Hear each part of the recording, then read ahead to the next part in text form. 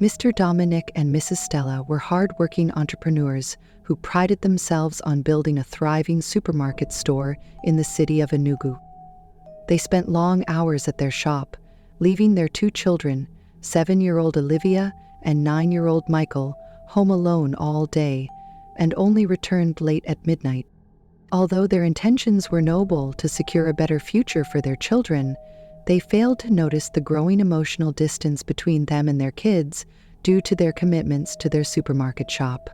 Olivia often longed for her mom's hugs and missed telling her about what had happened at their school, while Michael missed playing video games with his dad. The house was filled with expensive furniture and gadgets, but it lacked the warmth of a loving family. Left to their own choices, Olivia and Michael found solace in the large and glowing screen of their television. Whenever they are back from school, they spend hours watching cartoons, adventure shows, and occasionally channels meant for older audiences. Over time, they stumbled upon romantic scenes and suggestive programs on television. Their innocent minds couldn't differentiate between reality and fiction, and they began to mimic what they saw on television. Unknowingly, the seeds of confusion were planted among these little kids. One fateful afternoon, while their parents had, as usual, gone to their big shop, busy attending to their business needs, Michael stumbled upon a romantic TV show, clearly rated +18. Curious about what he was seeing on the big screen, he called out to Olivia, and they both watched the TV show in rapt silence and attention.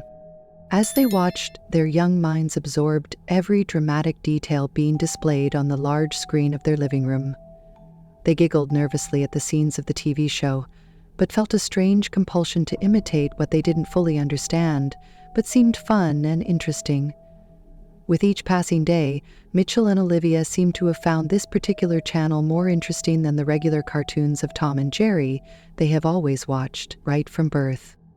With no one to offer parental guidance or advice, the curiosity of their innocent mind, Michael and Olivia began acting out the scenes of their now favorite TV show in secrecy. As days went by, the guilt of what had happened weighed on Michael, but his 9-year-old mind couldn't comprehend the depth of what they had done. Olivia, on the other hand, felt a growing unease every time they watched the romantic TV show. She wanted to ask her mother questions, but each time she tried to, she would remember her brother's words. This secret became a silent burden, creating a rift in their childhood innocence. Meanwhile, their parents remained oblivious to the happenings in their home. Mrs. Stella often scolded the kids for leaving their toys scattered or for not finishing their homework, but she never asked or cared about their feelings. Mr. Dominic was always exhausted from work. He would only check in with a quick, "Michael and Olivia, how is school today?" he would ask, walking towards his bedroom from the entrance door. Before he would be done undressing and taking a shower to ease the day's stress, the children would already have gone to bed, sleeping. The children felt invisible, their voices and emotions drowned out and unattended due to their parents' endless pursuit of success in their business. One evening, Olivia couldn't hold back her tears anymore as she sat on the edge of her bed, hugging her favorite teddy bear. Michael approached her and questioned, "Olivia, are you okay?" he asked softly. "I don't like this, Michael. It feels wrong watching it," Olivia returned. Michael nodded. His young face was etched with regret. "Maybe we should stop watching it," Michael suggested, his voice stammering for the first time. At that moment, they both realized they needed guidance, but didn't know how to go about asking for it. Their breaking point came when their school teacher, Miss Kate, assigned a family-themed essay as classwork. Olivia poured her heart into it, describing a home where their parents don't spend time with them or care about them, but always rush to leave for their business every morning and only return late at night. When the teacher read it, she called their parents, Mr. Dominic and Mrs. Stella, in for a meeting with her, describing how important the meeting was as regards their children's welfare. 2 days later, they managed to honor the teacher's invitation to their children's school. At Olivia's class teacher's office, they sat waiting in curiosity to hear why the teacher had summoned them. Miss Kate took her time to address both parents, the importance of spending quality time with their 2 children, and offered advice, urging that their kids need some parental guidance. Embarrassed and defensive, Mrs. Stella brushed it off as children's imagination that does not hold water, but the teacher's words lingered, insisting that Mr. Dominic and his wife, Mrs. Stella, should balance the time for their supermarket store and family time with their children. "These children need two of you more than anything else," Olivia's class teacher concluded. On the weekend of that same week, Mrs. Stella returned home earlier than she would always do. She was having a fever, so she resolved to come home and take some rest. At sunset that Friday evening, Olivia sluggishly approached her mother. "Mom, can you read my essay?" she asked, her voice barely above a whisper. Apparently, her class teacher, Miss Kate, had praised her so wonderfully at school for writing such a brave essay some days ago and instructed her to give the essay to her mom to read. Mrs. Stella collected the essay from her daughter and started reading with keen interest. As she read through the letters, tears streamed down her cheek. The essay wasn't just a child's fantasy, it was a cry for help.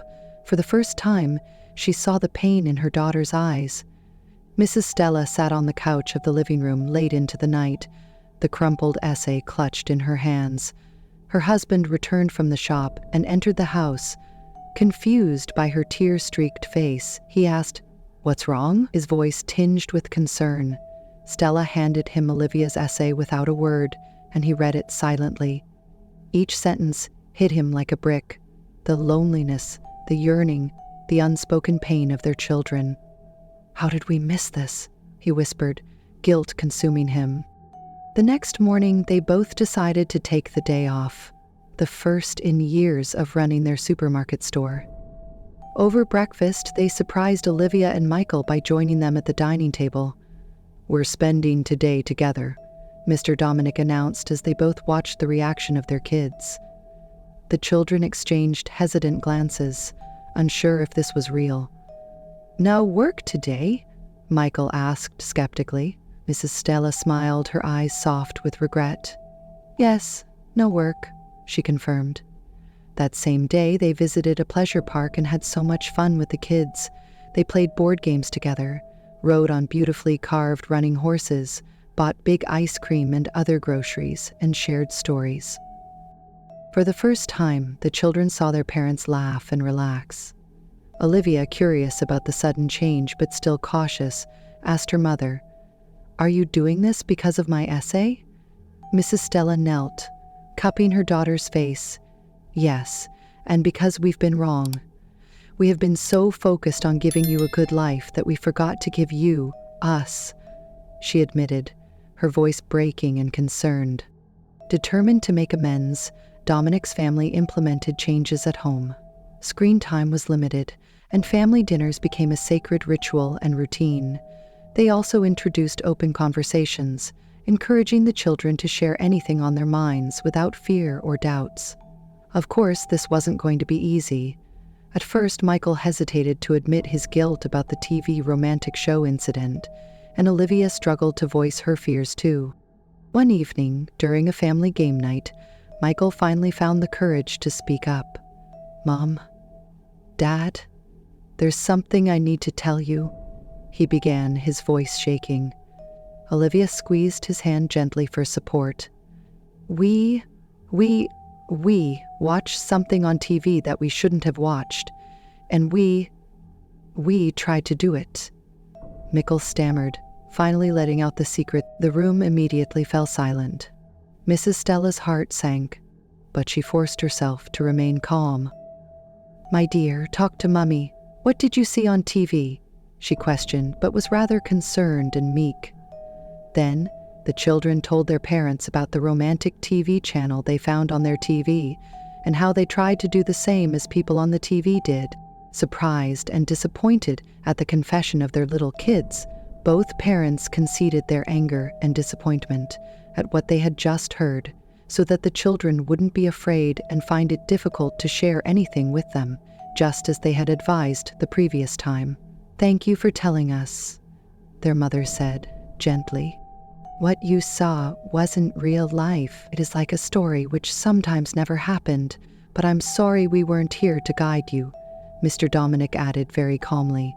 "From now on, if you're ever confused or curious about anything, come to us. We're here for you. We are your parents, and we know what is good for you, their father advised. Their parents' understanding responses reassured the children. Michael felt a weight lift off his chest, and Olivia's tears were replaced with a face filled with a beautiful smile. The Dominic family began to heal, united by their willingness to confront and overcome their mistakes. Weeks turned into months, and the Dominic household transformed tremendously. The children thrived under their parents' attention. Olivia discovered a love for painting, often presenting her artwork during family nights. Michael, inspired by his father's newfound involvement in playing the PlayStation game with him, began excelling in soccer at school. Olivia's teacher noticed her newfound confidence and asked her to share her newly written essay during an assembly, with her parents watching proudly from the mixed audience of other pupils and their parents. She read the story aloud, her voice steady and clear, with so much confidence and a smile on her face. Home isn't just a place with walls and furniture, it's where you feel safe, loved, and heard, Olivia read aloud at the conclusion of her essay. The audience erupted in applause, and Mrs. Stella wiped away tears of pride. "That's our girl," she whispered to her husband, who had returned and hugged her tightly. As Olivia walked down from the stage, Michael leaned over and whispered to her, "You're amazing, sister." Olivia smiled at her brother's compliment, and they both walked down and hugged their parents in the midst of the crowd. The moral of this story is simple and clear. No amount of success or wealth should replace the bond of a loving family. The Dominics learned that being present, listening, and nurturing their children was the greatest gift they could ever give. This story has also highlighted the power of parental presence in the lives of their children, open communication, and balanced priorities, showing that nurturing family bonds, guiding media habits, leading by example, and embracing togetherness can create a safe, loving, and resilient home where children thrive and relationships flourish. Did you learn anything from this story? Please share with us and join the conversation below in the comments section. If you enjoyed watching and listening to this story, then click on that like button and subscribe to this channel now so that you can see more of my interesting stories and folk tales. Thank you so much for watching this video to this very end. Click on any of the video links above to watch more of my interesting stories on this channel.